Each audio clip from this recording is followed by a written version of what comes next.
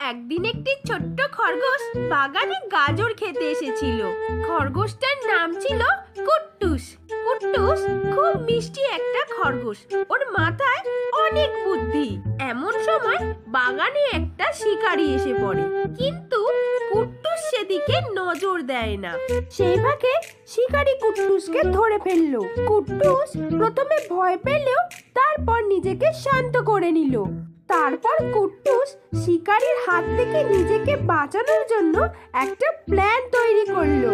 কুট্টুস শিকারীকে বলে, তুমি যদি আমায় ছেড়ে দাও তাহলে আমি তোমাকে একটা সোনায় ভরা জায়গা দেখাবো, যেখানে গেলে তুমি সারা জীবন ধনী হয়ে থাকবে।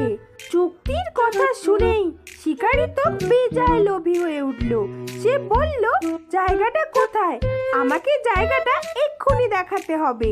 কিন্তু কুট্টুস তো ছিল খুবই চতুর, তাই সে উত্তর দিল, আমাকে তুমি ছেড়ে দাও, তারপর আমাকে অনুসরণ করে আমার পিছন পিছন এসো। কুট্টুসের কথা মতো শিকারীও কুট্টুসকে ছেড়ে দিল। ব্যাস, অমনি কুট্টুস ছুটতে পালিয়ে গেল। শিকারী তখন গভীর অনুশোচনায় কুট্টুসকে দেখতে থাকলো, কিন্তু সে তখন কিছুই করতে পারলো না।